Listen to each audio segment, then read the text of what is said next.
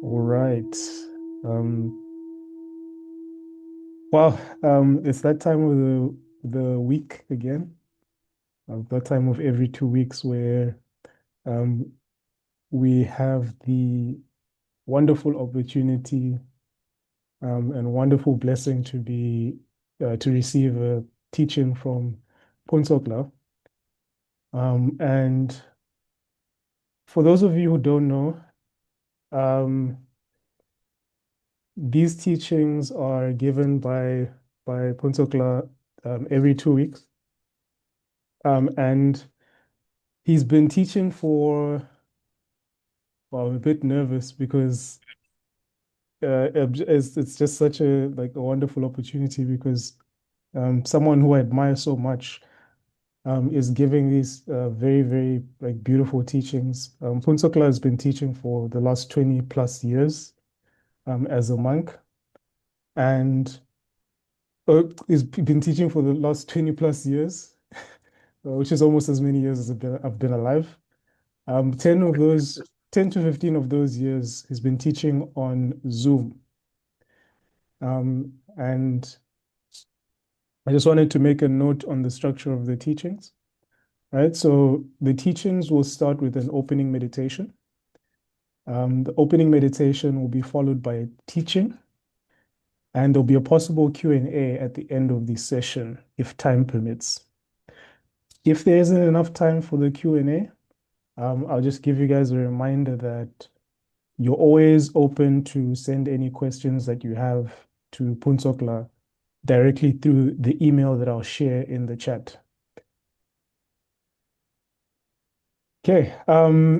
We always welcome any topic suggestions. Again, that's via email. If you have any topic suggestions, anything that you're burning to ask, anything that you're itching to have translated into this wonderful perspective that Phuntsok has cultivated over the years, where he's able to deliver these teachings in such a sincere and direct way. I don't think I've found anyone in my like 5 to 6 years of study who's been able to make the teaching so personal. So I really appreciate that. I also just wanted to thank Nazam for just doing so much work behind the scenes to send out the emails, to coordinate myself and Mia, who's also always like very engaged in the volunteering. And today we'll continue our next uh, teaching on the stages of the path, which is the Vajrayana teaching. Wow. Yeah, and any donations that like are welcome through PayPal, Venmo, Patreon, um, and I'll also include that in the chat. So please have a look out for that email. Yeah, I mean, that's everything on my side. I'd like to hand over the mic to Phuntsok for teaching. Thank you. All right, thank you very much. Very nice, nicely done. Thank you. Thank you for making time, making yourself available to do this. Um, can you read the the email that was sent out? Of course. Yeah, I help. I just gave Nizam the a hint of what I wanted to say, and then he sent it out. This time I didn't have a chance to read it once it went out, so I would like to know what magic he worked this time. Okay. Yeah. Okay. We are back this week and we hope to see you on Thursday. This week, having completed the stages of the path, we're going to explore Vajrayana, the diamond or thunderbolt vehicle of Buddhism. Vajrayana has long been a controversial and often misunderstood vehicle to enlightenment, given its connection with Tantra and Tantra's misconstrued relationship with tantric sex, and eroticism. Vajrayana, however, receives its association with diamonds, thunder, and adamantine qualities, not from a perceived need to harden in order to endure its prescription of walking into the storm, but rather from its radical and relentless focus on compassion.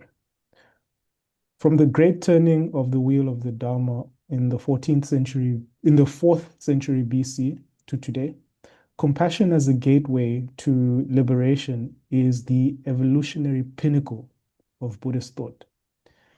This week, join us to take a closer look at this vehicle. What is it? Why is it called Vajrayana? And how does it relate to how you live your life? In great love, Phuntsok. All right. Thank you very much. Thank you.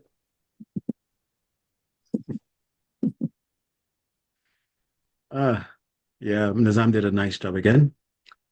All right. Well, as you all know, the drill. We're going to do a meditation first, and after the meditation, we'll go into the talk. After the talk, if we have enough time, then we'll go into question and answers, and then we'll close with another meditation.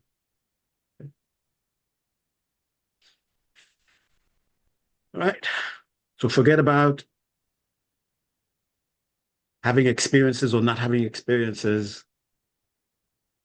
Just to the best of your ability, hold in your mind the intention, I'm going to meditate. And as you just hold the intention, forget about anything else. Just hold the intention and allow your body, allow the other parts of you to respond to this intention. Trust the body to know what to do. Trust the mind to know what to do. Trust the different parts of you to know what to do. And just feel yourself in the center of all those different dimensions and responding to their recommendations, you could say. So feeling yourself centered, be aware of whatever dimensions of your being that you are aware of, the physical, the energetic, the emotional, the intellectual, and whatever other parts that you have named. And gently, without the sense of, okay, now I'm leaving this and I'm going there, just bring more into your awareness the state of the body and be open to its natural intelligence. Be open to how it is responding cooperatively to the intention to meditate. Trust that your body knows, I know what meditation is and I know how to get to it. The body just needs to be this way. Just be open to that. And when you feel the need to make an adjustment here and there, take that as a connection to that intelligence. You're receiving communication. And then mindfully, consciously make the adjustments. Make the adjustment with the legs so that you feel not just comfort, but a sense of stability in the legs. And once you feel confident in the comfort and stability of the legs, notice that there is something slowly arising that you could call the meditative state. A measure of calm, a degree of peace, a degree of joy, a degree of clarity, radiance, collectedness. So allow that to just be and to develop. No need to force it to happen. Okay. So as you are aware of the comfort and stability of the legs and you feel confident, okay, I don't need to apply any conscious effort to hold the legs in their place. Then you move to your torso and listen to that intelligence in the body. Allow it to guide you so that the torso gives you a sense of alertness. The spine is upright, but not uptight. And you also feel comfort. And you feel that the legs, the torso, have a self-sustaining quality to them. It means the part of your consciousness that would be engaged in holding the posture is free. And once you feel confident with the torso, now bring your attention to your arms, your shoulders, your hands, allowing the shoulders to simply be free. And arrange the hands in such a way that when you accidentally become aware of your hands, the very posture that you hold the hands, that you have the hands resting in, immediately reminds you you're not just sitting down, you are meditating. So, whatever that is for you, hands holding each other, hands on your knees, and holding some kind of mudra, whatever it may be, but it should be a self sustaining posture so that your consciousness doesn't have to engage part of itself in holding the posture. And notice this, what I was referring to as entering something called meditation, that those signs are enhancing the calm, the pleasantness, the peace, the clarity, the radiance of awareness, the sense of collectedness of attention. They're getting stronger and stronger. And once you feel confident with the arms, the shoulders, then bring attention to the head and neck. You want the posture to have self-sustaining quality. So arrange the head and neck so that there is no conscious effort in holding them in place. And they give you a sense of calm, sense of pleasantness. And by the time you reach the head and neck, you should have a vividly different experience of the body. Either a sense of more sense of lightness, or even the complete opposite, a sense of very heaviness, like your awareness entered into the sense of weight of the body. So whichever one you're experiencing, acknowledge that. Don't try to grab onto it. Don't try to push it away. Just know that it is just a natural sign that you're indeed meditating. And once you feel a sense of centeredness of the head and neck, gently bring attention to the mouth, teeth, tongue, allowing you to feel a sense of naturalness. The teeth are not clenched, the jaw is not loose, the tip of the tongue is not pressing, but just touching the back of the upper teeth. And even in the mouth, teeth, tongue, you feel that general sense of calm, that general sense of pleasantness, that general sense of clarity, radiance, enhancing. And gently come to your eyes. And as far as your eyes are concerned, there is no universal, everyone must adopt position for the eyes. Choose which one works best for you, depending on how, because of your conditioning, do you tend to go to sleepiness because you are shutting down sense perception? Or do you feel your mind becoming more active because of the same reason? Okay. So whichever one you go into, that will determine whether your eyes should be closed, whether they should be slightly open, halfway open, or even just staring ahead. Okay. Like if you really fall asleep when you try to meditate, then have your eyes open. If your mind is too chaotic, then have your eyes somewhat closed. Okay. By the time you reach your eyes, notice the breath. Notice how the breath slightly shifts in its behavior. Take that as a sign that the different parts of you are more in alignment with each other so that meditation can be experienced.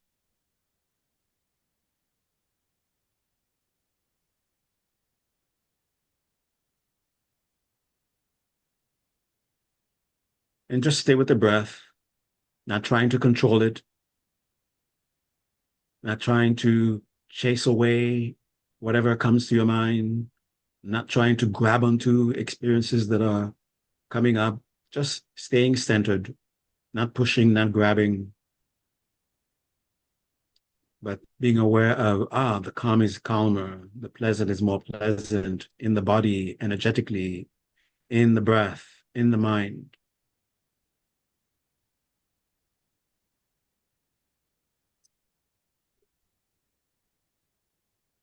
And eventually, a slight shift, a further shift happens with the breath. Take that as an indication to completely commit to entering meditation. And the way we sort of signify that this commitment is with 3 conscious breath. You can just do it with just intention to do so. If doing the full conscious breath is somewhat too much of an activity for you, but in the group, we'll do the breath. Okay. So feeling the signs in the body, the calm, the pleasantness, the clarity, the radiance in the breath, in the body, energetically, in the mind. Stay there with the intention to go even deeper into them. We take a nice deep breath, gently, fully through the nose. Breathe in. Hold the breath for a few seconds while you relax, relax, relax, relax. And get ready to let go of the breath through the mouth. Breathe out. And as you're releasing the breath, feel yourself going deeper into the calm, physically, energetically, mentally, letting go, letting go, letting go until you reach the very end of the breath. Leave the breath alone and just stay there. Stay in that new sense of calm, that new sense of pleasantness. And for some who are more familiar with meditation already, you are noticing inner sensations. Some people are seeing visions of either colors or specific shapes or specific objects of vision. Some people are hearing inner sounds. Some people are tasting things. Some people are smelling things. Some people are having tactile sensations. All these are indication of the awareness is clearer than before. Your awareness is brighter than before. It is now approaching more and more of its nature of pure clarity and radiance. So noticing these, just rejoice. And deliberately trying to stay in that new level of calm, pleasantness, and so forth, we're going to take a nice deep breath. Gently, fully through the nose, breathe in, hold, relax, relax, release. And again, as you release, feel the release taking place physically, energetically, mentally, in the breath, letting go, going deeper into the calm, deeper into the pleasantness. And at the end of the breath, just stay and leave the breath alone. Let the breath return on its own accord.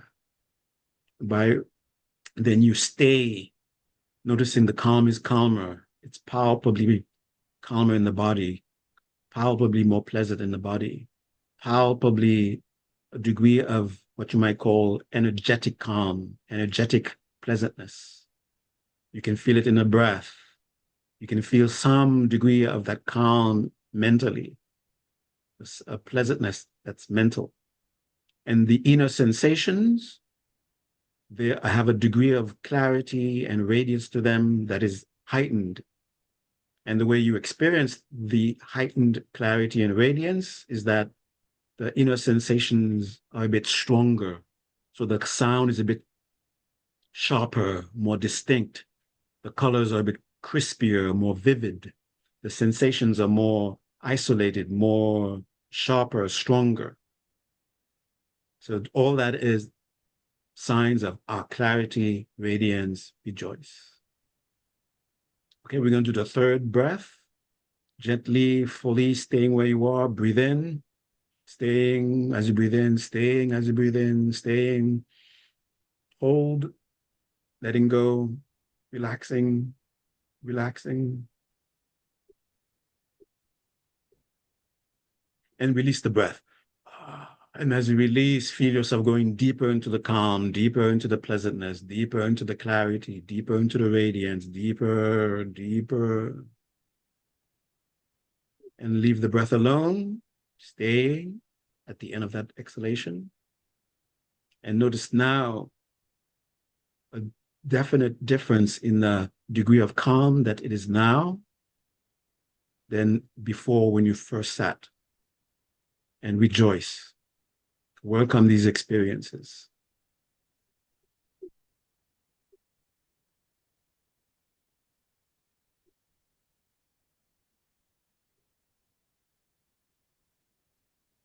immediately think about something that is happening in your life that is of concern to you, something that is genuinely of concern to you. It doesn't matter what it is. It doesn't have to be so-called spiritual.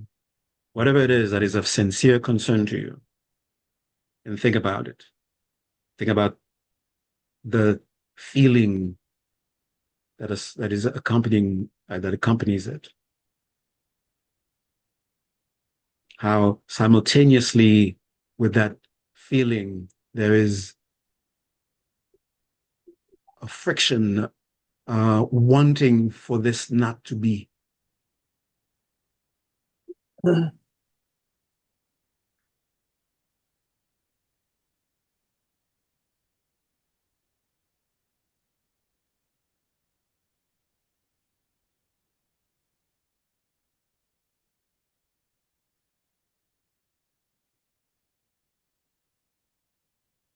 And notice also the compassion that is present,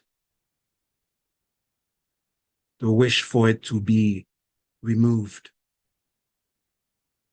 That's compassion. Notice with that, there is a part of you that sort of like is looking, how do I get rid of this? How do I stop this experience? How do I make sure I never encounter this experience again? That's compassion. And notice how it feels in your own system. Now begin to extrapolate. Just ask yourself this question: who else is in this very same predicament? Whether it is a social predicament, whether it is a relationship predicament, whether it is an economic predicament, whether it is a environmental predicament, physical, emotional, whatever it may be. A condition, an experience that is present and continuous. And at the same time, there's wanting for it to not be.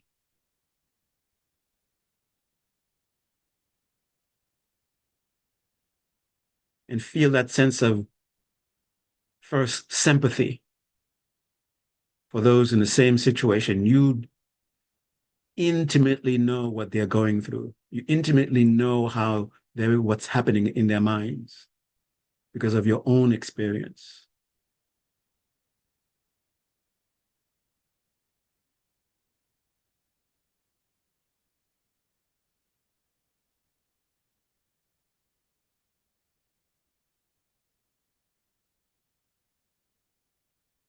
And it's not just who else is going through this. Now have the sense of whoever in the world is having this. I know how they feel.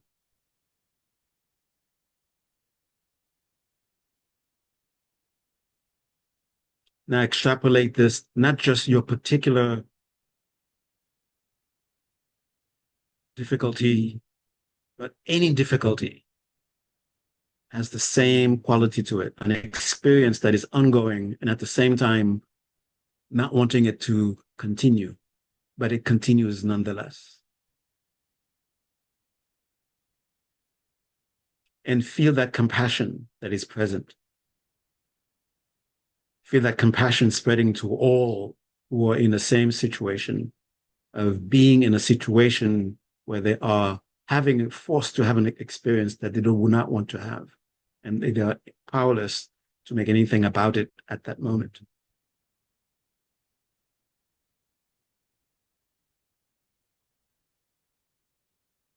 And then you turn your mind towards, where can the solution for this be?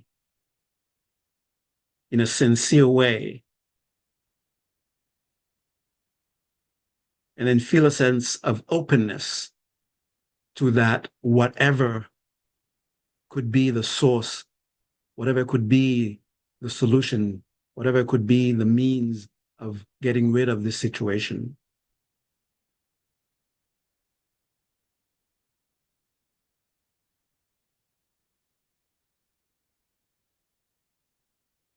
And when you feel, I'm not getting it,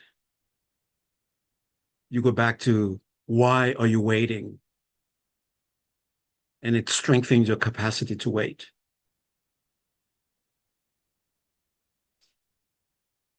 And you feel again a sense of lacking patience.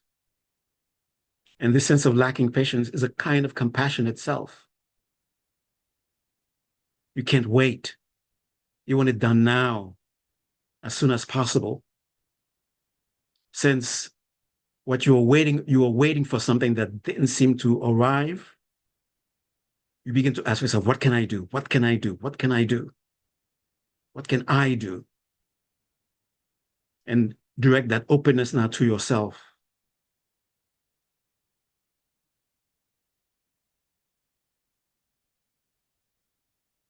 And make this one determination. If there is something that I can do that can actually address this, I'm willing to do it because I know how it is to be in that state. No one should be in that state.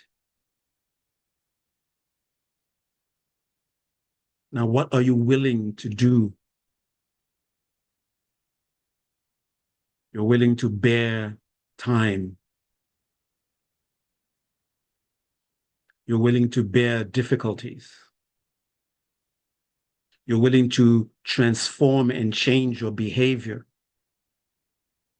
how you think, how you speak, how you relate, if this is what it will take to bring about this, the end of this situation.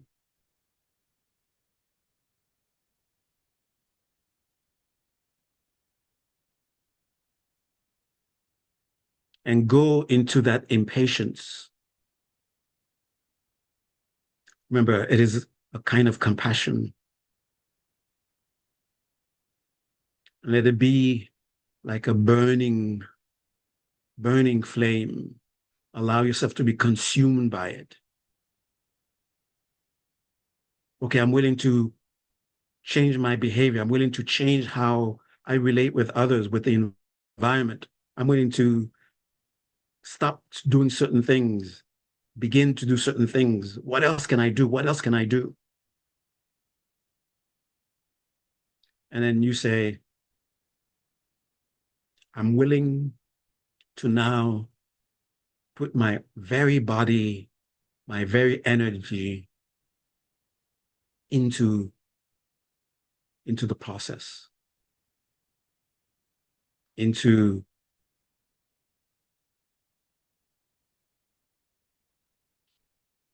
what is needed.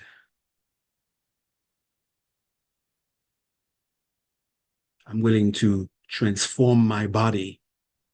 I'm willing to transform my energy. I'm willing to make contact with energies and powers within this very system that I have to bring it about.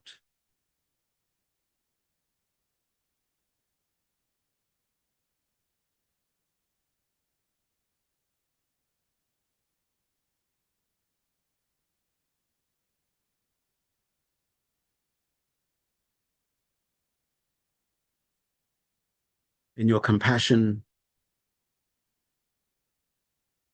is so visceral, so tangible, that it takes a different form outside of you. Feel a light, see and feel light emanate from you,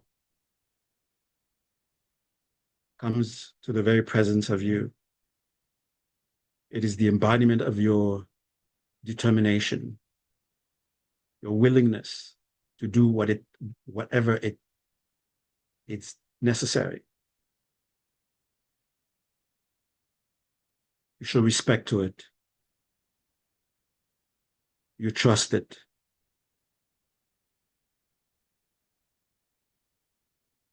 You express gratitude to it.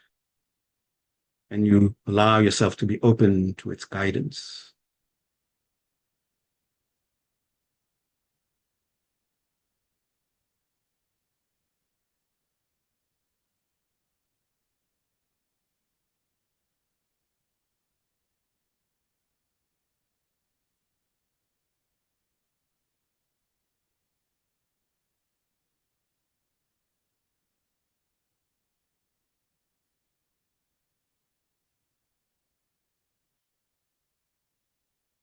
And the necessity for the appearance in front of you is only because a lack of trust that we have this capacity within,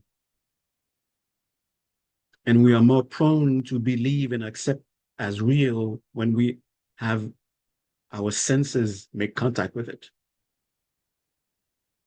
Now that our senses have made contact, we don't need the outside visual anymore. So that appearance comes back into our hearts, and just stay with it for a few seconds. That determination, that readiness, that openness.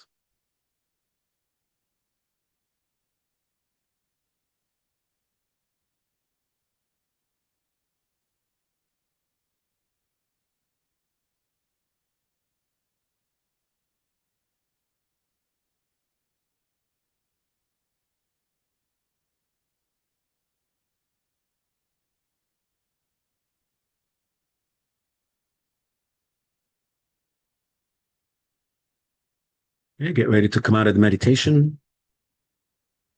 Notice the signs that you're indeed in meditation, the calm, the pleasantness, to whatever degree you're experiencing them, whether it's just in the mind, whether it's a combination of mind, body, energy, breath.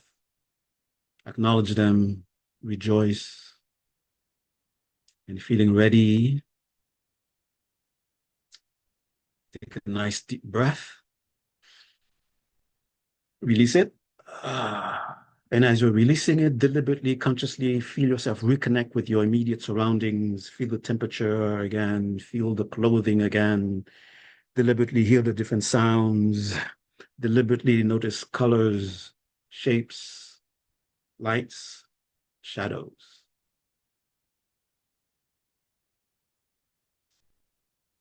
All right.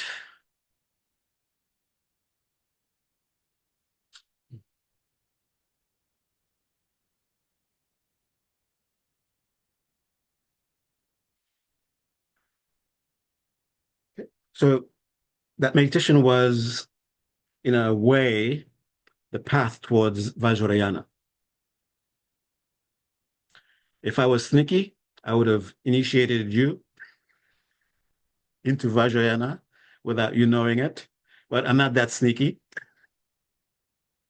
because Vajrayana requires conscious participation. Someone cannot sneak you into Vajrayana. Okay. Now, what is Vajrayana?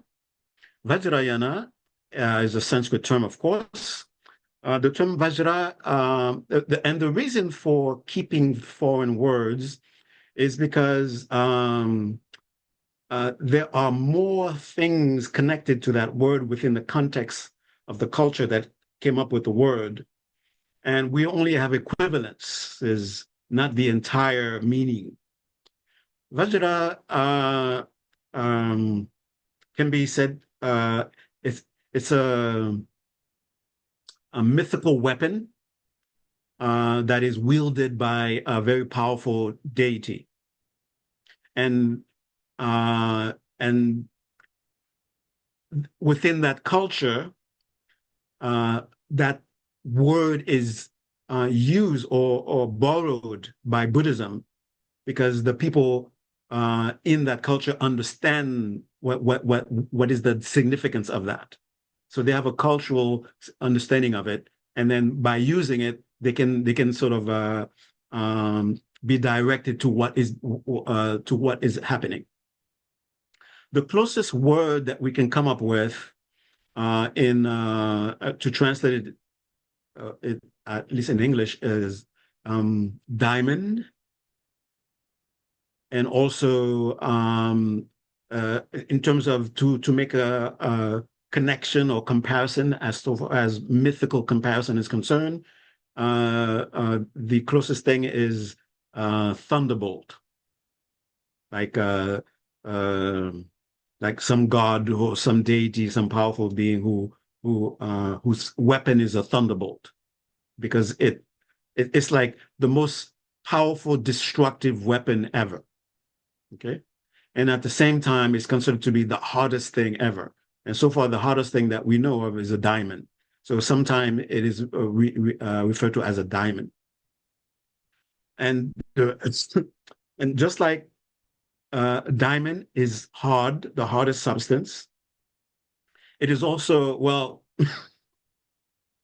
unless you're unless you're in the know, if you don't know, diamond is rare. But those who know, we know what I mean, right? But it is considered to be rare. Okay, rare in the sense that not everyone owns a big piece of diamond. Okay, in that sense, it's rare. All right. Okay, we just stay at that level. Okay, so it's rare, it's precious, it's unbreakable. It's unbreakable. Um, and it's the thing that can do the final work of destroying. Okay, so the in yana means vehicle or the path. So translated, it means the diamond path. And why is it called a diamond path? It's like this is it. This is your last chance to be able to reach liberation. This is your last chance to be able to destroy what holds us in samsaric existence, in suffering existence, in a form of existence where we are driven by misunderstanding of our own reality, of our own experiences, which creates suffering. Okay, so in that sense, has a destructive ability is that there's nothing else other than there's nothing beyond this that can do that kind of work. If this doesn't do it for you, you're a lost case. Uh, and the interesting thing is Vajrayana,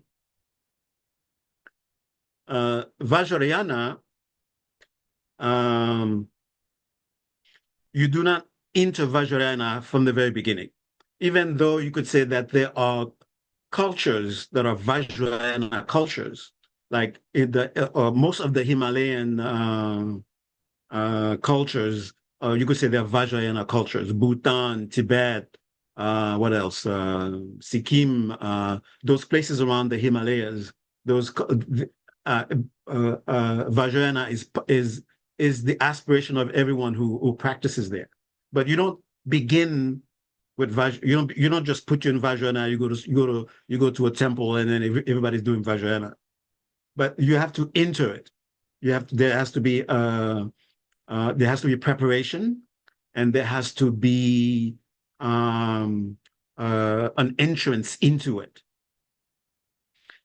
And what we did so far, all that is considered the entrance to Vajrayana. Now, there are what you might call traditions around Vajrayana. So basically different approaches on how you introduce someone into Vajrayana, and also interpretations of how one goes about the Vajrayana path.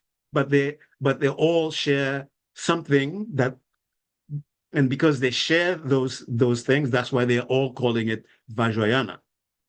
Okay. So we're going to go into the common elements that they all share. And probably we want to have time into slight details of distinction between this tradition and that tradition.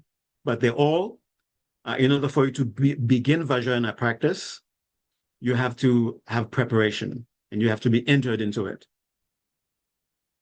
Another term that is used for Vajrayana is Tantrayana. Now, Tantrayana, the word Tantra means, there are different definitions for it, but the definition that is used for calling it, given that name, is that the word means mind protector, that which protects the mind. So it's the path of mind protection. Okay. Now, you could say the entire Buddhist path is mind protection to a certain degree, but this one takes the name and give it to itself. Just like almost any Buddhist, big Buddhist traditions take an aspect of Buddhism and give themselves that name, like middle way. All of Buddhism is middle way. But you have a particular philosophical school within Buddhism who call themselves, okay, we are middle way. Okay. And then you have jhana, for example, which is meditation. And you have traditions that call themselves, we are jhana. Okay. Zen, Chen, those are basically different ways of trying to pronounce Jan. Okay. All right. So,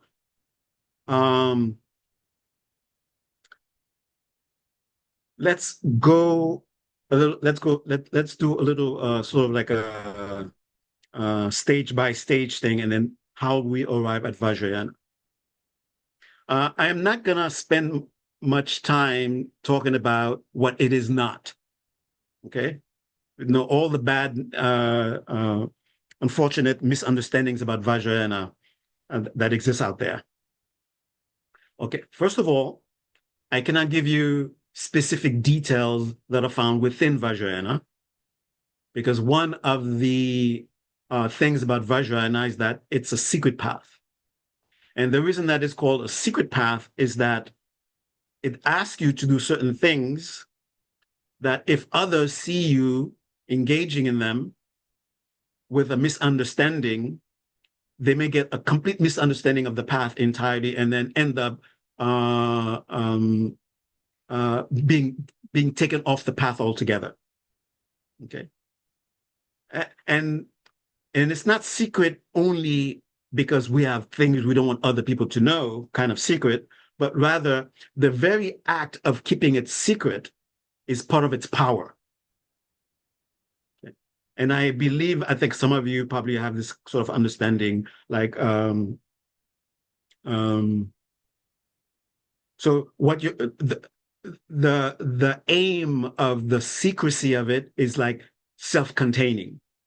It's like you're building up power, and you want the power to continue to build up, build up, build up. So, and you don't, and by keeping it secret, you're not allowing the power to leak out. So that's the attitude, that's the function of the secrecy. It's not so much that what is in there, we don't want you to know, we don't want to share it with you. That's not what the secrecy means. I mean, if you want, well, not that you should. There are translation of a bunch of tantras. Okay, they're out there in books. You can use your $15 or $20 and get a book on tantra. Okay, but the power of it is when you are practicing it, you keep it contained so that the power that you build up doesn't leak out. That's the function of the secrecy. Okay. All right. So let's begin. I will begin with the Buddha finally achieving enlightenment. And then while he sat under the Bodhi tree, he said, "This is so simple, it will go over people's heads. I don't think it is worth telling anyone about this." But eventually compassion propelled him to go out and try to teach those who at least who could have some capacity to understand. So he decided to go find his companions. He had 5 companions who were with him. And then when he decided to really be independent, they abandoned him. They say, "Oh, you're no longer on the path. You're doing your own stuff. Okay, we abandon you." So he decided to go find the 5 companions, and he finally found them. And there was something about his appearance. There was some transformation that was physically present, that was physically palpable, that they could tell there's something not the same about this guy that was our companion before. And they feel compelled to listen to him. They feel compelled to receive him again. So when he tried to get them to understand what happened to him, what he had discovered, that was what is referred to as the first turning of the wheel. And what did he say? He said the first 4 noble truths. What became as the Four Noble Truths. There is suffering. Suffering has a cause. Suffering can end. And because it has a cause, if you apply the cause, you can end it. That's all he said. And so now these 5 became his disciples because now he's teaching them. One of them immediately understood and was immediately transformed just by hearing those. And he achieved enlightenment on just that. So what happened? How come the other ones who didn't achieve enlightenment at the same time as that one who did? He didn't take him to the side and say, okay, this is what I got. And then he became enlightened and the other ones were left out of it. He told all of them the same thing. But for some reason, only one of them was able to achieve enlightenment because of that. So what did he do? He elaborated on what he just said. And because of the elaboration of what he just said, someone else got it and became enlightened. And he elaborated again, and then someone else got it. And he elaborated again, and someone else got it. So you getting what I'm saying? So the teachings that are compact, that are complex, are actual elaborations on just the Four Noble Truths. And to the point where there's a way of talking about the Four Noble Truths that becomes itself a vehicle, that becomes itself a path. That's what we talked about when we talked about the stages of the path. And it deals when there's a particular way, listen, there's a particular way of understanding the Four Noble Truths that leads someone to personal liberation. There's a particular way of understanding the Four Noble Truths that leads one to achieve personal liberation. That particular understanding of the Four Noble Truths, in whatever many canons of texts that it includes, whatever elaborations that it may have been presented, together form what is called the personal path teachings. Now, there's another way of understanding the Four Noble Truths where someone immediately develops a certain degree of compassion. Not that compassion is not achieved before, but there's a certain development of compassion that is enacted by a certain understanding of the same Four Noble Truths that leads now to another kind of category, another path. And that is the path that is called the Bodhisattva path. The Bodhisattva path is the path I want to do exactly what the Buddha did. What is it that the Buddha did that is considered to be monumental, that is considered to be cosmic? He made the dharma available for those who could understand, to practice it, and for that they themselves can also reach personal liberation. This is not an ordinary event. The amount of spiritual merit that is necessary, or spiritual, I know some people don't like don't like it when I use that, but it works for me. Okay, find something else that works for you. You need a certain degree, a certain measure of spiritual currency to be able to be born at a time where there is such a thing as there are teachings that you can understand, that you can practice, that can help you reach personal liberation. And the amount of spiritual currency for someone to hear is enormous. And the amount of spiritual currency needed for you to be the one who's actually who's going to initiate that in the world is just unimaginable.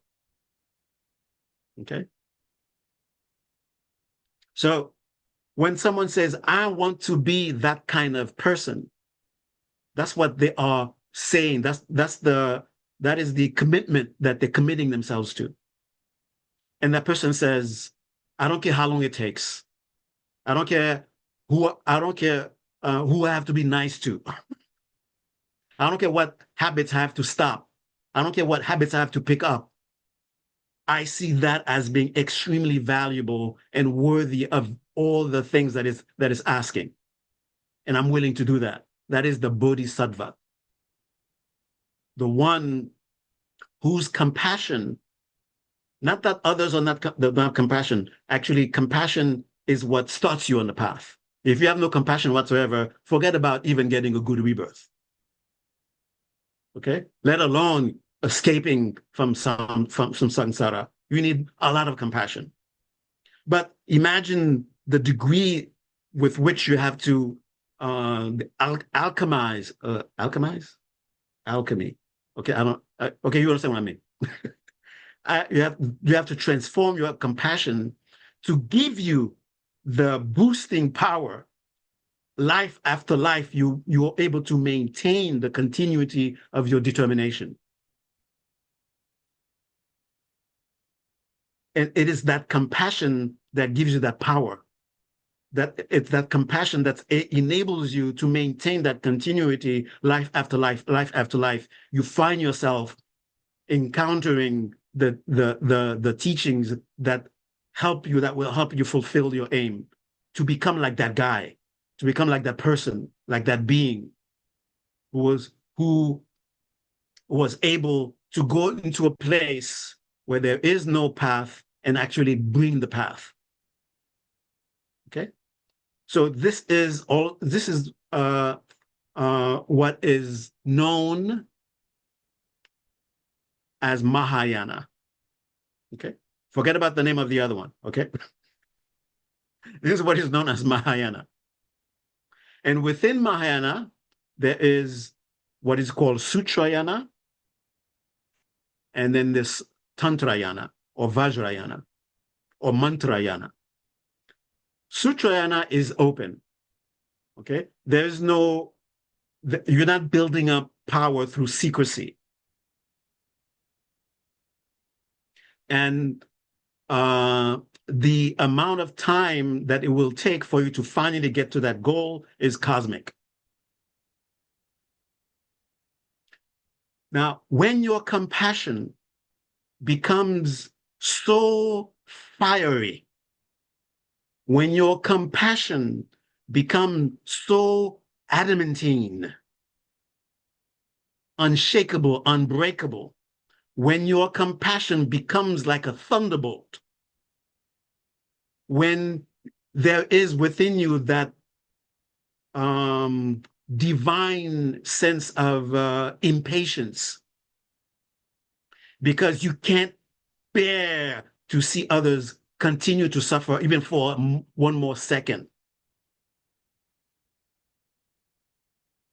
The existence of compassion gives you such revulsion that you are willing to become an engulfing fire to consume it.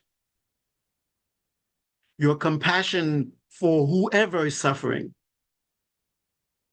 is you're so consumed by it that your very being becomes the embodiment of that all-consuming compassion itself. You have become the diamond being. You have become the one of adamantine intention. You have become someone who has a thunderbolt-like intention to destroy suffering. And you are willing not just to wait. The sutra path is like, I will do whatever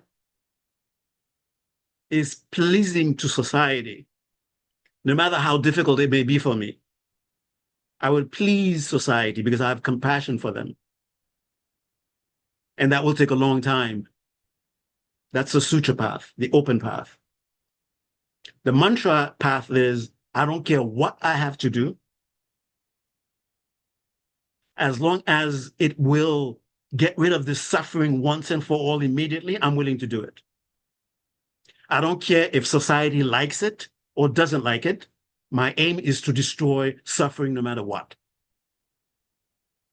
I don't care what I have to do to my own physical body. I don't care what I have to do to my own energy body. As long as the result will be now I have the tools to completely destroy suffering immediately, the fastest way possible, then I'm willing to do it.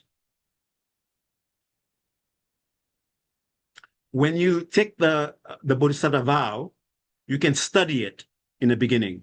Oh, okay, I can do that. Okay, I can do that. Okay, I can do that. Okay, it's basically avoid actions that are not in alignment with compassion. That's what the Bodhisattva vows are about. And it's mainly because of the habits that we have developed, we need a list of things. You know, ego will come in and say, well, what about? Well, what about? Well, what about? And that's the way of circumventing them. We're having a list. Okay, I will not do this. I will not do that. I will do this. I will do this. I will not do that. I will not do that. I will do this. I will do this. So that's your vow. But that's not the full extent of the vow. The full extent of the vow is whatever compassion demands, that's what I will do. Compassion is my master. Bodhicitta is my master. Only what bodhicitta demands is what I will do. If bodhicitta demands, for example, if you are a monastic, there are certain things you're not allowed to do in order to enhance the monastic intention. But as a bodhisattva, there are certain things that you're asked not to do as a monastic, but bodhicitta demands that you do them. So bodhicitta would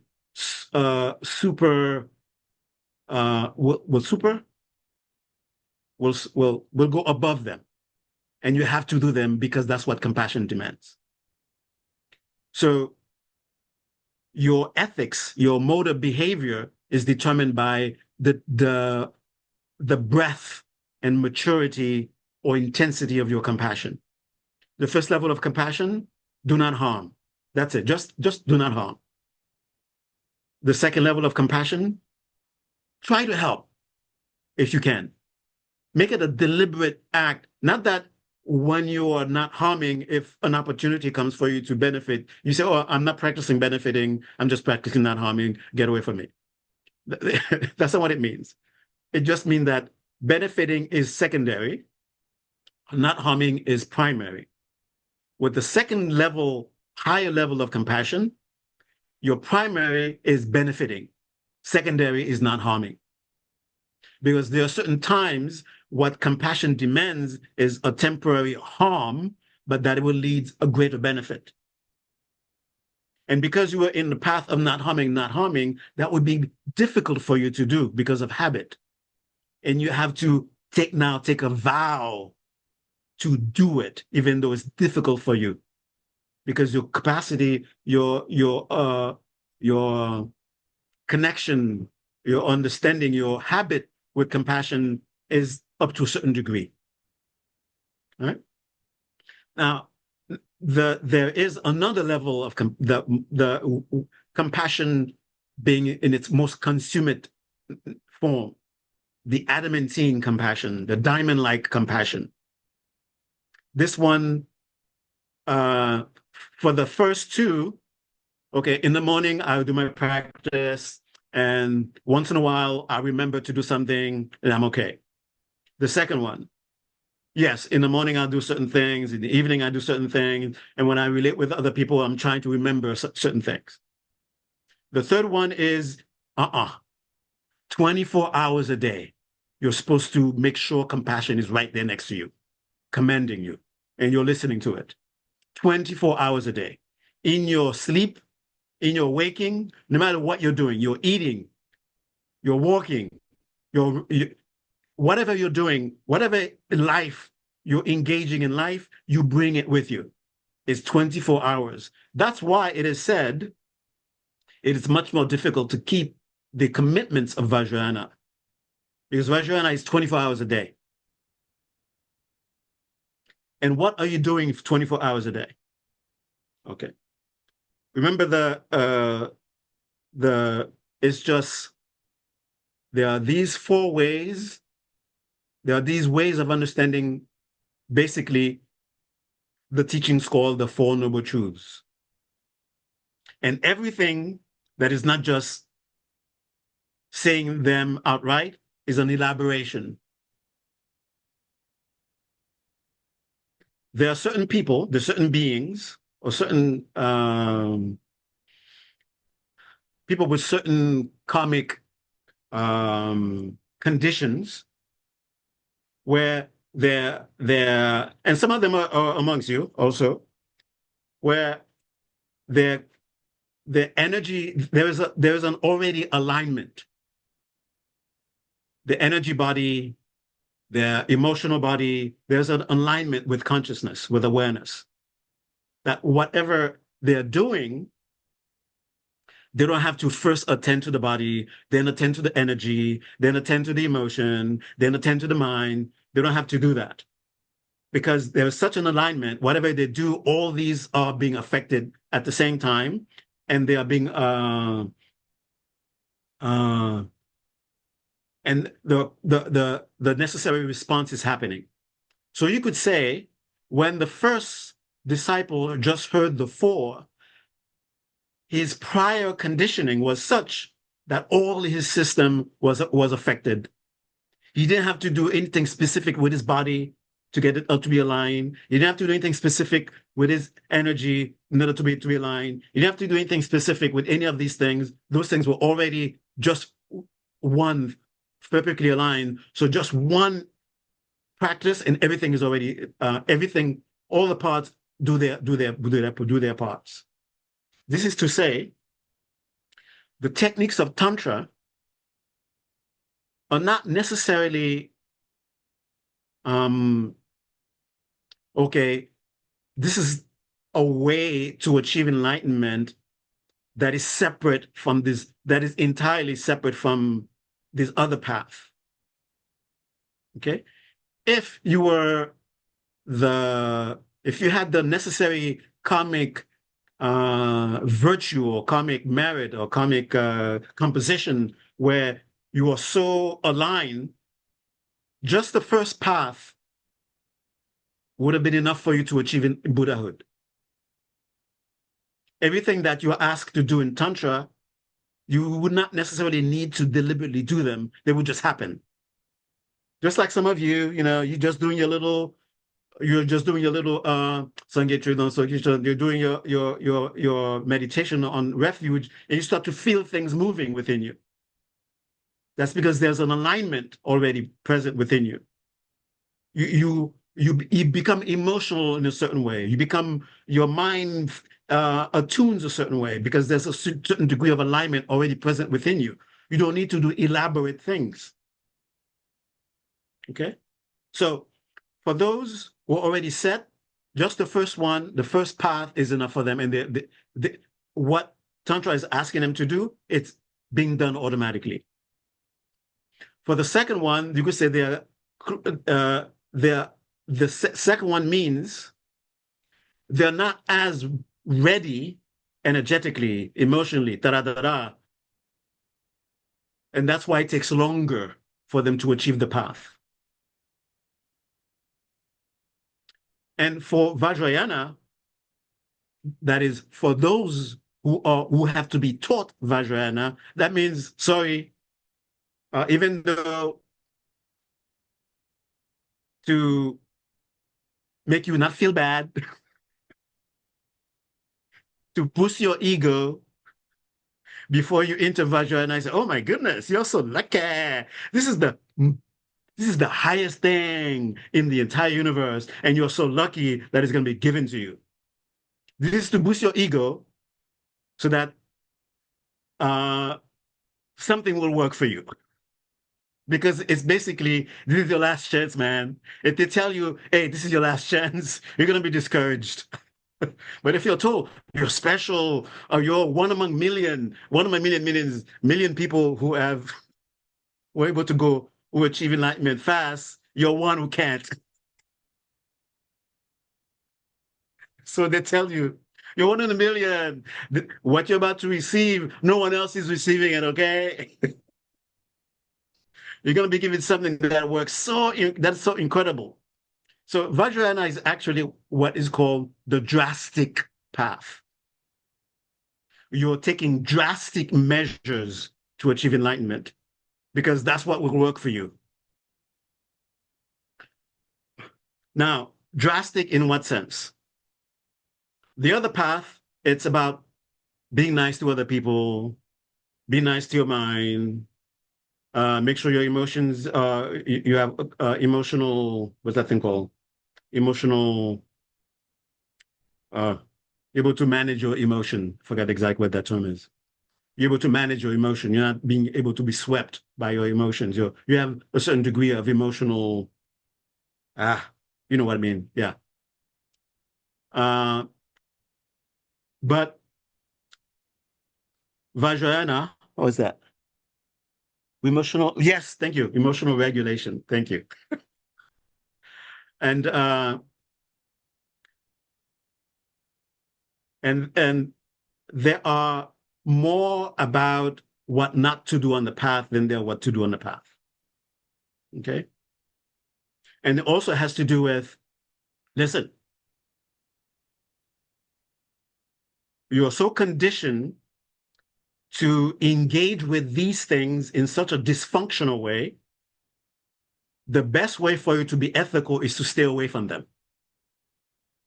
And you're told to stay away from them, just like when you're entering Tantra. Oh, you're one in a million. How lucky you are. Oh my goodness. You're getting something that nobody else is getting. So they have to in order to make you stay away from these things that we have a dysfunctional relationship with, they tell you, oh, it's bad. Oh my God, it's awful. Oh my God, that's the ugliest thing. And then you develop, oh, that's ugly, that's ugly. And then you stay away. So that way you develop the capacity to stay away from it. Okay. Then eventually you get to a certain degree of development, but in your mind, you're convinced, oh, that thing is inherently pure, and this is inherently impure. Because if it was not impure, I would not have been able, and by staying away from it, I would not have been able to make so much advancement on the path. So you hold in your mind this sort of impure, inherently pure. And Tantra comes in and say, okay, I know, don't get angry. I know we told you that there were these impure things and there were these pure things. That was to help you because you had developed such a dysfunctional relationship with certain things. That was the best way to get out of your dysfunctional relationship with things. We told you alcohol is bad. We told you meat is bad. We told you a lot of things were bad and you're supposed to stay away from them. They're not pure. Just that was to help you because you were completely dysfunctional in how you relate with them. Now you're cured. Now you have a healthy way of relating with them now. Okay. But you need to go back there. Not that they are pure, but a way for you to cure yourself of the idea of the conviction that they are pure, inherently pure things, they are inherently impure things. Okay. And that is and it's because of that, that's why the social secrecy of Tantra. Okay. Because some people need, because of their dysfunctional relationship with certain things, they need to stay away from those things. And they need to look around to see who else is staying away from them. They need that. That's why you keep the secret. It's to help those who need to stay where they are so that because of their condition, so that they can make progress.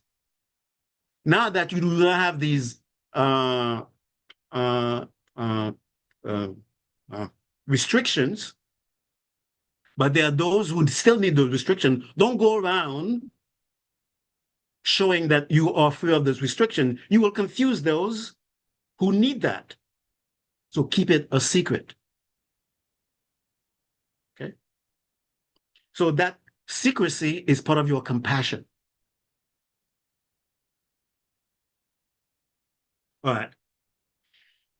So, so I sort of hinted at what some of the things that you're doing in Tantra, and I presented to you in our age, while you're doing the other practices, and you don't feel yourself.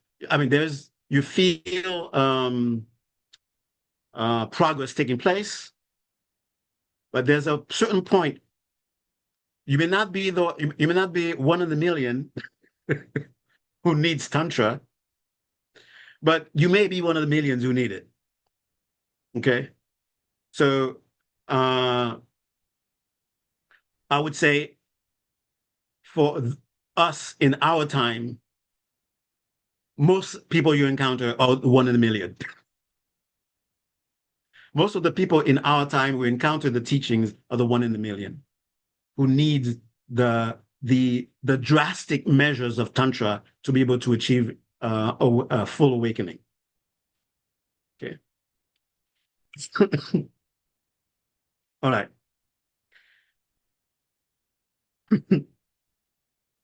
One of the things that we encounter in Tantra is, oh, yeah, there's, in order for you to, so after you prepared yourself, you established a healthy relationship through distance with certain things. You no longer have a dysfunctional way of relating with certain things through your practices, through your ethical behavior, through the kind of thoughts that you allow to run in your mind, to the kind of meditation practices that you do.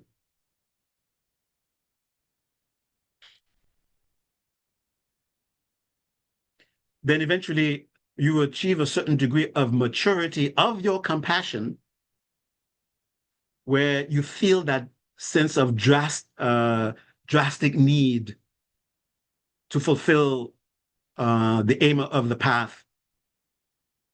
Okay, you feel that burning wish to do so. Practically speaking, within the Gelugpa, you're asked to study and develop in your mind what are called the stages of the path. Those kinds of contemplations, how lucky you are about the impermanence of things and have an understanding of the nature of reality, developing compassion to a responsible cosmic level. Now you're ready for Tantra. Because what they will ask you to do will be drastic, and you need the safety of the preparations to protect you.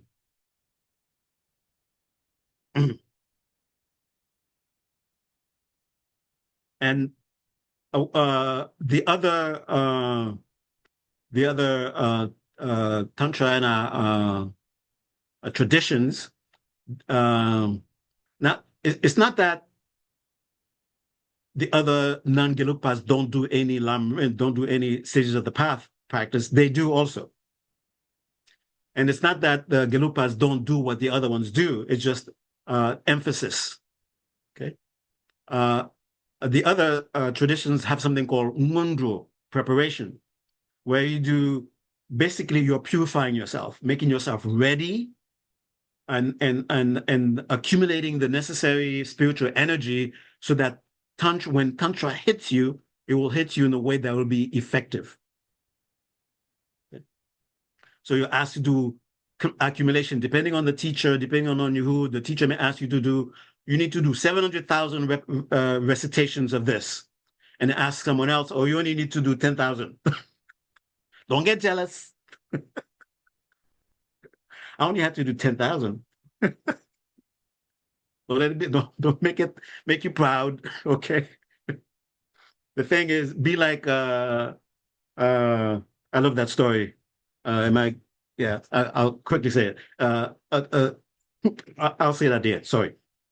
it sort of illustrates the difference between sutra and tantra, and does it, and it's not a story that comes from Buddhism. Okay, at the end I'll say it. Okay, all right. So you understand the emotional preparation for tantra. What makes it diamond is your compassion has become diamond-like. Okay, but it's not just just a diamond. It's a blazing diamond. Okay, so tantra has different what do you call those things?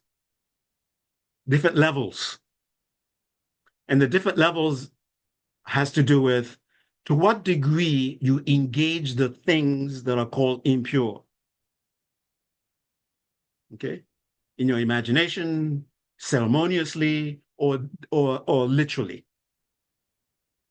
So that's what distinguishes the different levels of tantra. Now, what is the point of tantra? What is the point of all the path? Remember, there is suffering and there's a need to get rid of it. What is it that will attend to that? You need to develop a degree of capacity to see reality nakedly. And you need to familiarize your mind with the true nature of reality over and over and over and over again. And this is what does the work. And if you have compassion, that adamantine compassion, not just any compassion, okay? I prefer, let me just say bodhicitta instead of compassion, because compassion really downgrades, makes, bodhicitta does not equal compassion. There is compassion in bodhicitta, but bodhicitta is way advanced, which more advanced than just compassion, okay? I won't even call it divine compassion, just to borrow that, okay? If I don't want to say bodhicitta. It's a burning desire to transform yourself spiritually because you want to be a means to get rid of others' suffering. Okay? That is bodhicitta. All right. So what will make when your mind directly encounters the true nature of reality, it encounters the medicine that will give you freedom from samsara.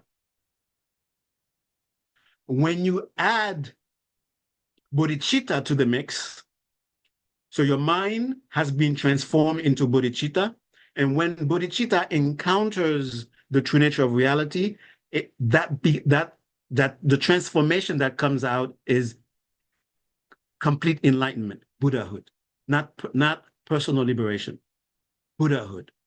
The capacity to not only just take yourself out of samsara, but the capacity to go and help anyone you encounter, everyone. Okay, that's complete enlightenment. So that's it. Whether you're in the first path that takes you out of personal liberation, you need a certain kind of mind developed through meditation that will make it possible so that when that mind encounters the true nature of reality, those two together becomes the means to achieve personal liberation. When you now mix bodhicitta into the mix, that mind becomes much more powerful. And because of the power of that mind, when it encounters the true nature of reality, it now becomes Buddhahood. But that takes, you have to go back to it over and over and over and over again over a long period of time. That's a conservative way of saying a lot of lives. Now, what Tantra promises, you're doing the same thing, but Tantra is giving you a tool to be able to access a kind of mind that is much more powerful, that is so powerful that it will make you capable of achieving Buddhahood in just one lifetime. With a non-tantric mind, it will take lifetimes after lifetimes of constantly engaging so the mind, bodhicitta, concentration, meditation, true nature of reality, and then you get closer and closer and closer, life after life, life after life. You have to keep doing it over and over and over and again. That's the path of habituation. And then eventually, some life later, you achieve Buddhahood. What Tantra promises is that you're able to do this if you are able to access a certain kind of mind. Access that kind of mind, you have to be completely free of your attachment to inherent purity and inherent impurity. Did I just repeat myself? Inherent purity and inherent impurity. You have to become free of that. So you're forced to engage in your life in such a way that you become free of that. And that begins to pave the path for you to be able to access the mind that Tantra promises. And that mind is so powerful that it does the job of several lifetimes in one lifetime. So you could say, let's say it took 100 lifetimes of deliberately, with a non-tantric mind, engaging in bodhicitta, perfect concentration, or shamatha, and then the true nature of reality. One lifetime, you keep doing that. Another lifetime, 100 lifetimes. So you could say, and now, so you work, and eventually in Tantra, you make contact with that mind. Once you make contact with that mind, it's like each session of sitting is like a lifetime. Each session of sitting is like a lifetime of practice. That's what makes it so powerful. And one of the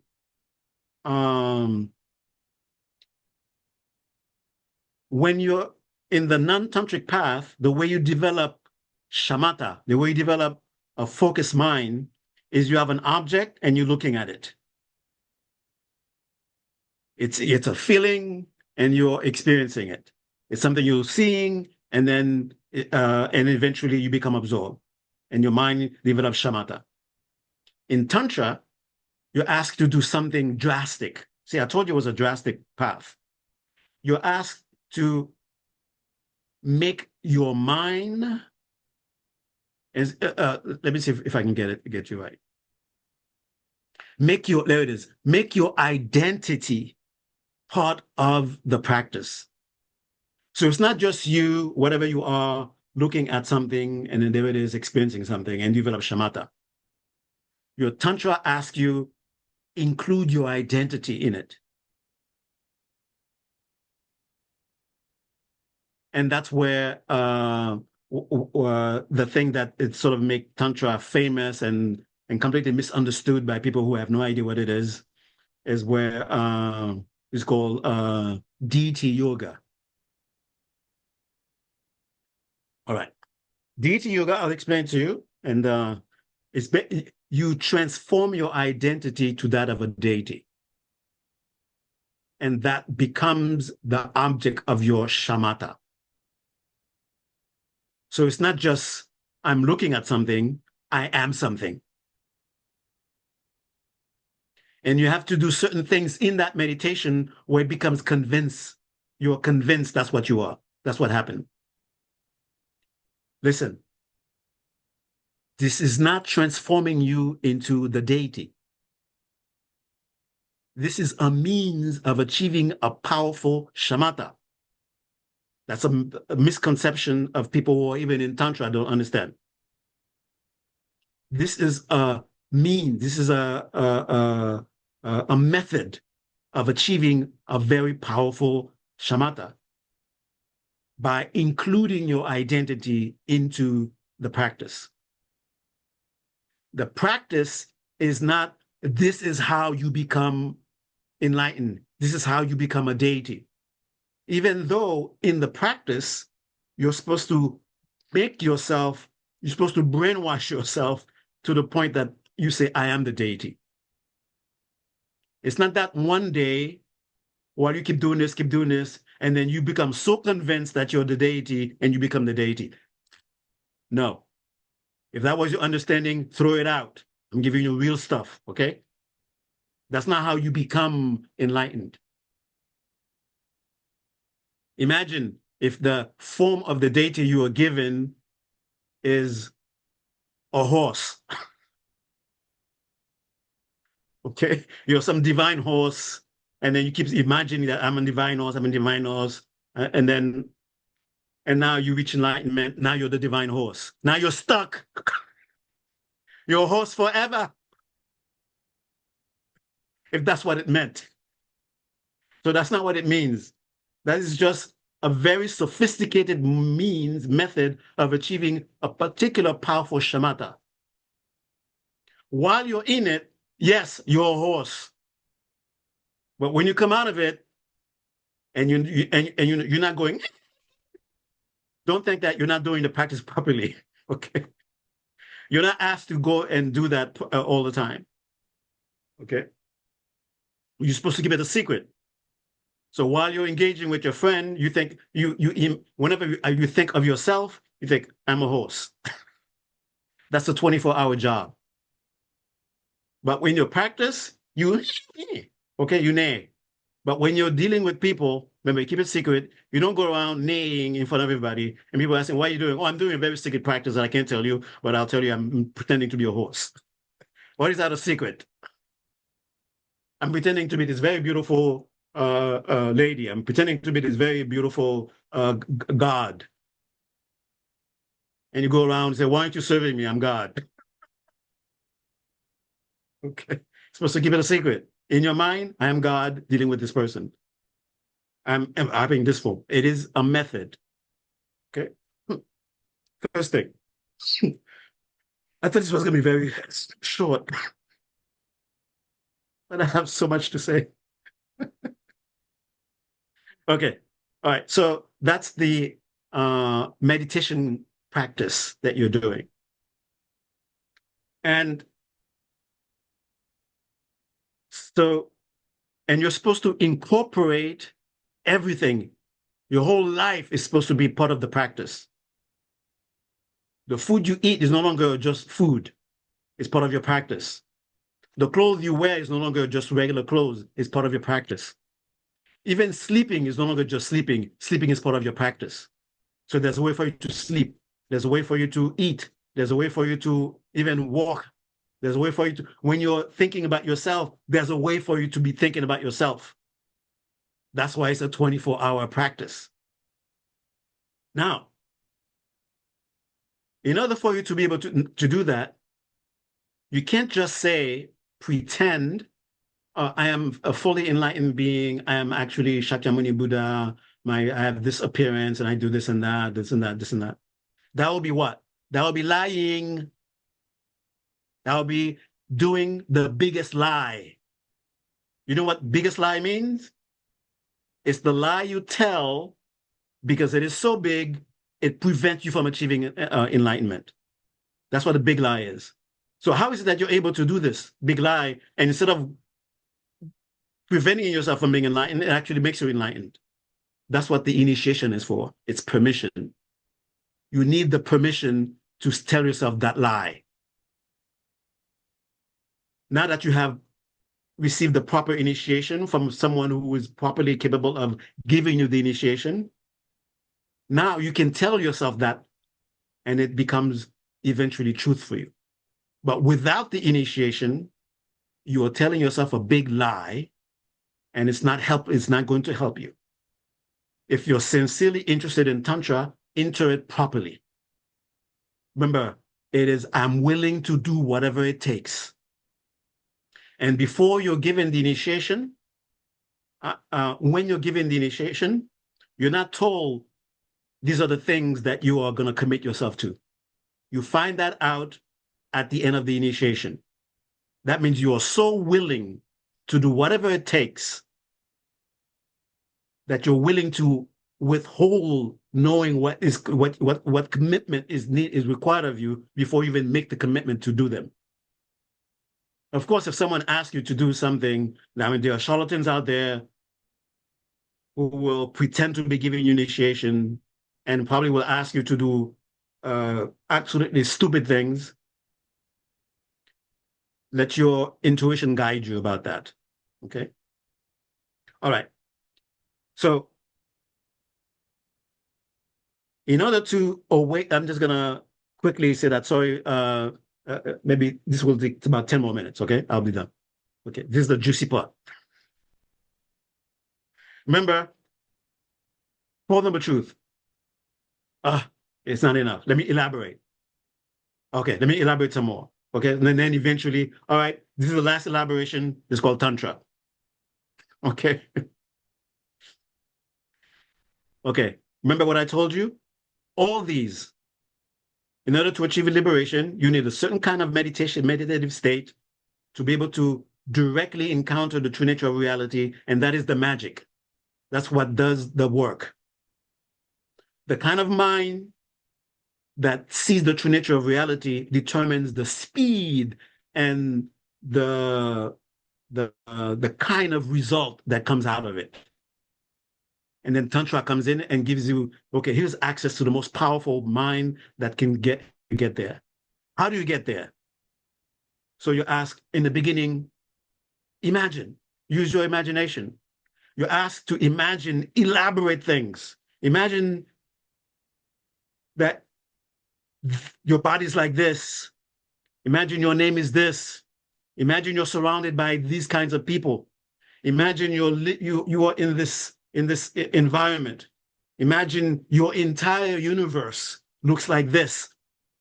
It has this detail over there, this detail over here, this detail over there, and hold that in your mind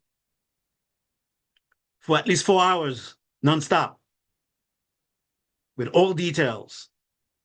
And eventually, the atoms in your body looks like this. The atoms in your well, your body's made of light. Okay, that's taken care of.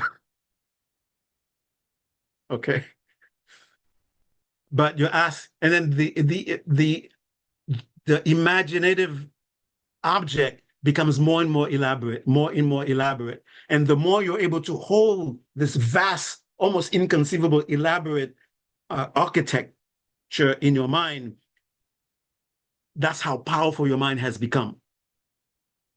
And they will ask you, did you get it? Did you get that mind yet? Oh, not really. Okay, all right. We have to be more drastic now. All right, they tell you, okay, all right. There's your energy system, and then there's a way, a way of making contact, conscious contact with your energy system. And if you have an internal geometry of moving the energy system, the energies in a particular geometry, then it will give you access to that powerful mind. This is called Tumo or Kundalini. Okay, and then you go, and then you wake up that energy, and then if you're lucky, you also awaken that mind. And they ask you, did you wake that mind? I don't have that much merit. I still don't get it. Okay. We got to be more drastic now. Now, what is drastic about making conscious contact with your energy system? You're in danger of frying your brain. I shouldn't be laughing, but that's the only way for it to land softly, so you don't get scared and run away. Okay. If you don't prepare yourself properly, and you do make conscious contact with your energy system, and your mind is not stable enough, you may end up doing yourself harm rather than benefit yourself. That's why you need a guide to make sure that you are properly protected. Okay. There are people who prematurely, deliberately engage the energy system and end up being like the energy, they completely fry their nervous system, the energy system, and they can't move. They basically become bedridden. Okay. So that's why you need guidance. So you understand why it's drastic? Why it's drastic? You're asked to do drastic things. In the other path, if you don't succeed, you just don't succeed. In this one, try on your way to succeed, you might mess yourself up with, I awake the energy. Poof. Oh, I fried my system. You succeeded, and at the same time, completely destroyed yourself. Okay, now you're given this drastic method of messing around with your energy system in a certain way. Okay, arrange it in this particular geometric thing, and boom. Okay, did you do it? No, I did everything. I just touched a little bit of the mind. I didn't quite touch all of it. Say, oh my goodness. All right, now we have to do some more drastic things. What's the last drastic thing that you're asked to do? That's where Tantra gets its bad reputation. You're asked to now use sexual energy. Remember there are certain things you were asked, stay away from those. Your relationship with it is so dysfunctional that the best thing you can do is stay away from it. Now you ask, oh, sorry, we have to go in there. Okay, first, fix your dysfunctional relationship with it. Understand it to be just energy. It's a type of energy. Be able to make contact with it. And here you're asked to make contact with it through imagination. Sorry, that didn't work. Oh my goodness, we have to be more drastic. Now you have to physically get engaged in it with keeping a certain attitude, keeping your identity the way you're asked to hold on to it. And then you awaken that. And then, okay, now manipulate it, move it this way, move it that way, make it go into the configuration. Did you wake up that mind yet? Oh my goodness. Okay, all right. More drastic. Okay, remember what we asked you to do and sleep. Now you have to sleep this way, this particular way. Deliberately, basically, you have to experience dying. We're going to make you go through a certain experience where you're deliberately making yourself experience dying. So this is the yogic method of generating DMT, for those of you who know.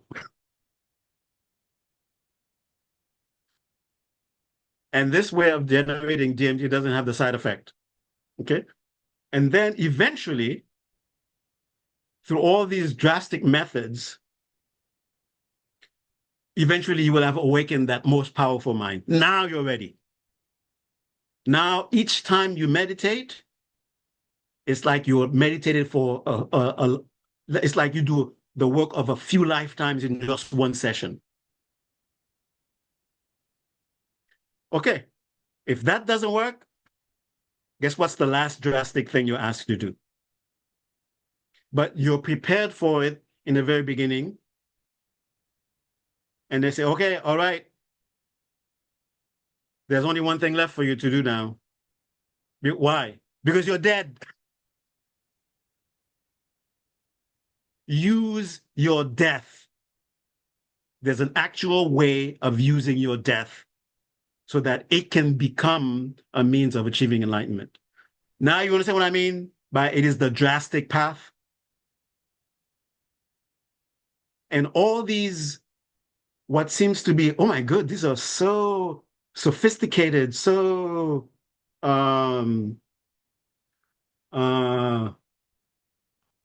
powerful, so advanced. So if you did not reach enlightenment with just your imagination, that means you're not that great. You need more drastic modes. And some of you will have to go to the more drastic modes. Ignite your tumor. Deliberately, well, I'm not your tantric master, so I can't, don't say I told you to do anything, because I cannot give you any advice, okay? But you feel yourself ready. You feel yourself, okay, I'm determined enough to do what it takes, because my compassion has become adamantine. My compassion has become fiery. I'm willing to undertake these very drastic means so that I can get rid of help others get rid of their suffering as soon as possible. Okay, I think I've managed to say everything that I wanted to say. Uh, this is not your usual, of course, as usual. I don't give usual dharma teachings. So this is the inner. Uh, this is the inner teaching. Okay, there's an outer teaching that teaches you about tantra, which is basically giving you a list of things to remember. There's the 1, there's the 2, there's the 3, there's the 4. The first has 5. The second has 20. Now go memorize it, and now you have tantra. Okay. All right. That's enough. Let's see. Did I confuse you? You can ask questions if you want, especially about the controversial things. If you want me to dispel certain controversial things.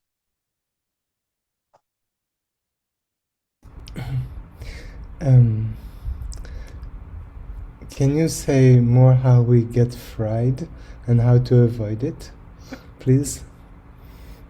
The way to avoid it is to have a teacher. Okay. Yeah. And then don't rush. Okay. Don't force these things, especially for people who are already energetically sensitive, right? When you are meditating and you're energetically sensitive, even though you're not deliberately trying to do anything with your energy, you feel your energy being affected. Don't go into it. That is, don't bring your attention into it. Just let it happen in the periphery. Just keep doing exactly what you're doing. Okay? And the way to avoid frying yourself is make sure that you have guidance, proper guidance. That is the only thing.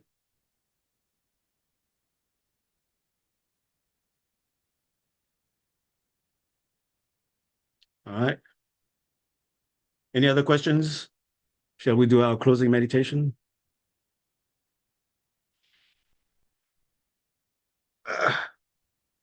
Phuntsok, you said you had a story to tell us that wasn't from Buddhism. Oh my goodness. Oh, oh okay. All right. Because of that, you get 2 stories.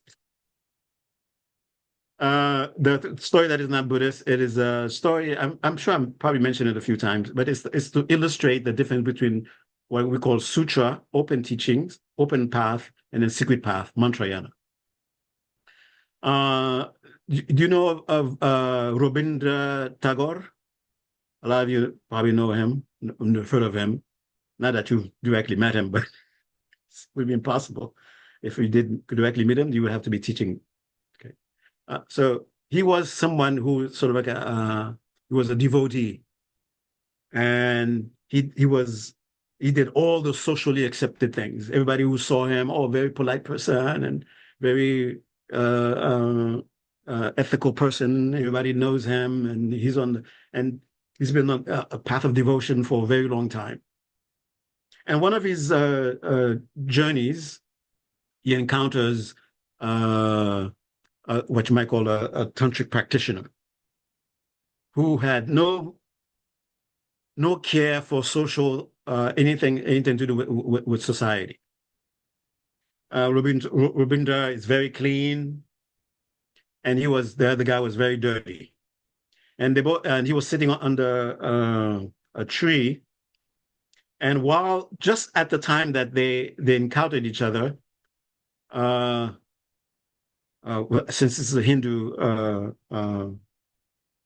a story. So God showed up. And the both of them, wow, my practice has finally made me encounter God. And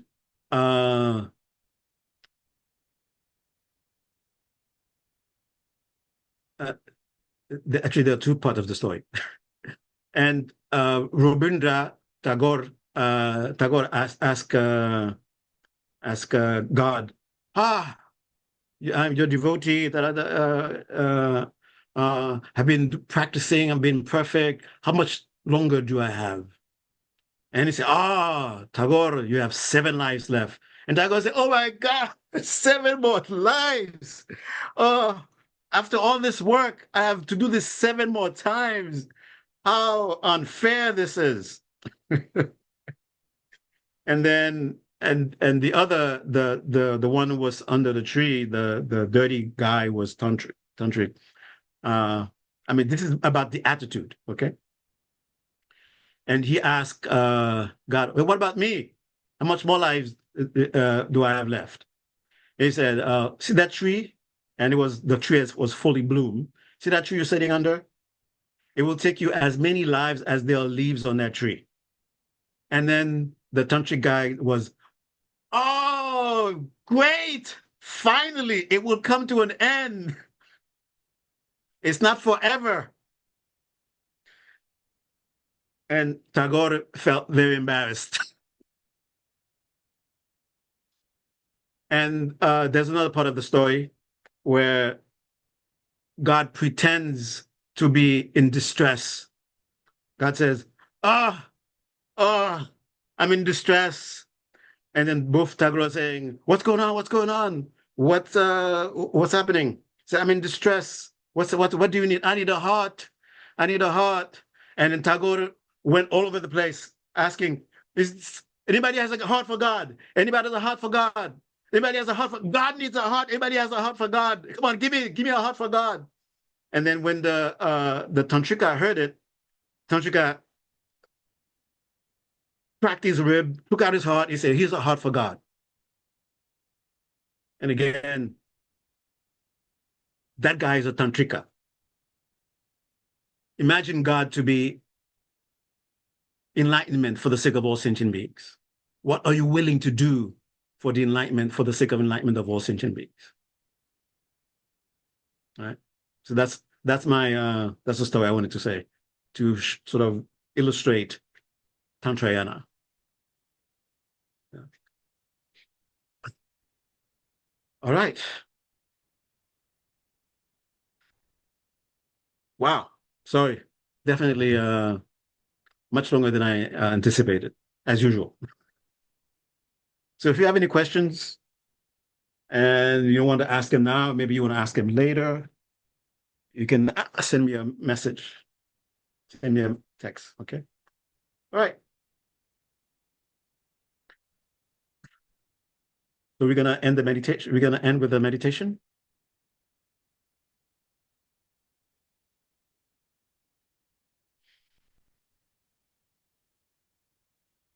If you just remember, because it wasn't that long ago that we were meditating, if you just remembered, how was it like when I was meditating just about an hour or so ago? And while you're remembering it, you're beginning to re-experience it. Oh, my body felt that way, and you feel it again. And align yourself, adjust yourself to that in the body. And my breath was this way. And as you're remembering it, the breath begins to mirror that memory. And my mind was this way. And your mind begins to mirror that experience. And once you feel a sense of the body, the breath, the mind, in some degree touching meditation again, there's a calm, there's a pleasantness, there's a sense of clarity degree, there's a sense of luminosity and vividness degree. Then you bring your mind back to your heart. Remember,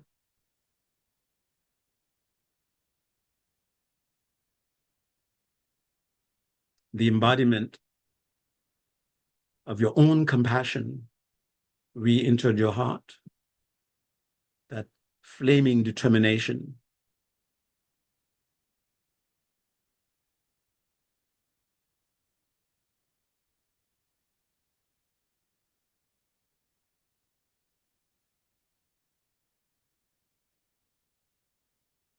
And feel that flaming determination getting stronger and stronger, and your willingness to do whatever it takes, physically, mentally, emotionally, energetically,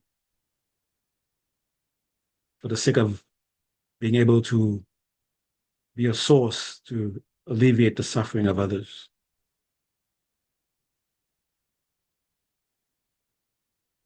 And it builds up, and that presence, the bright presence in your heart, becomes crystallized, that your compassion is so vivid, so visceral, it condenses into a diamond.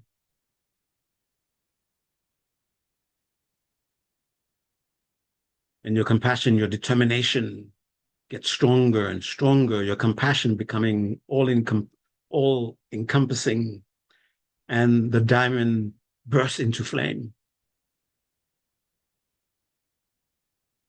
And as it bursts into flame, I'm seeing like white light. You might see a different color.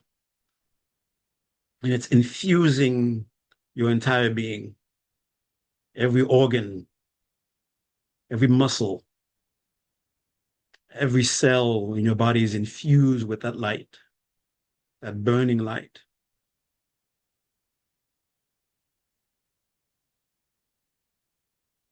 It goes into the energetic body. It goes into the emotional body. It goes into the mind.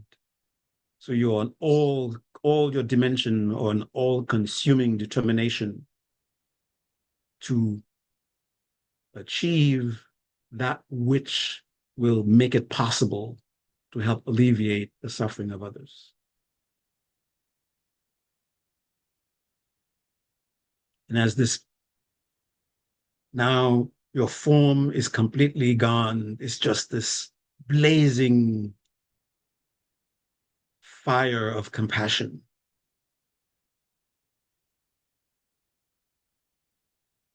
And you feel a willingness and a readiness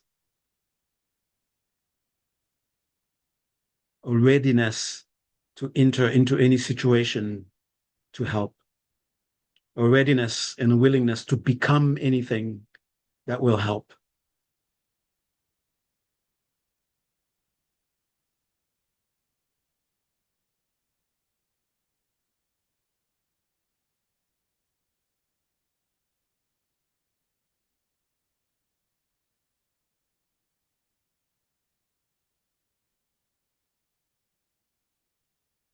And in our consumed, fiery, blazing, compassionate form, we are sitting in a circle.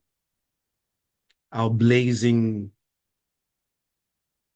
form merge into one blazing form.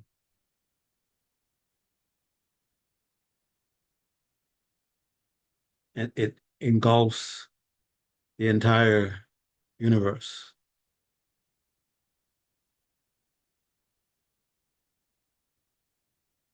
Your compassion is as vast as space. The fiery determination is as vast as space.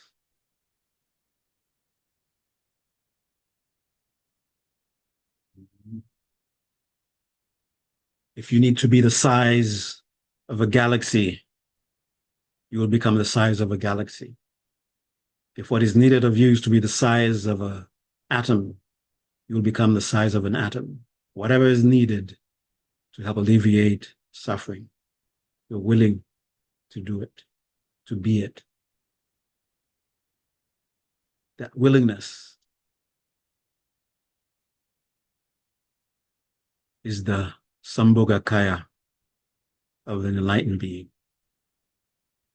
The form you take to fulfill that is the Nimanakaya of an enlightened being. That sense of willingness, capacity is your Dharmakaya.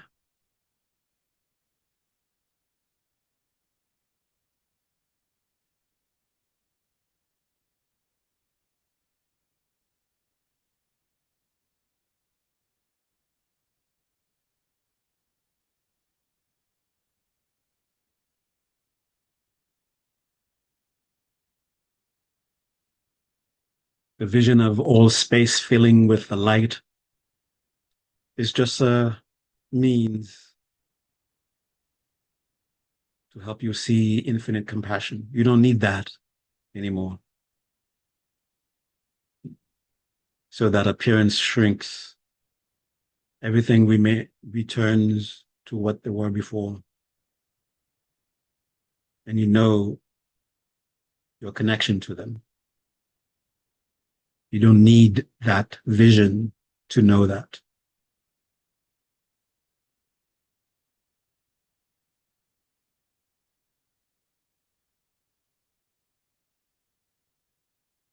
Whatever sincerely helps me, helps everyone.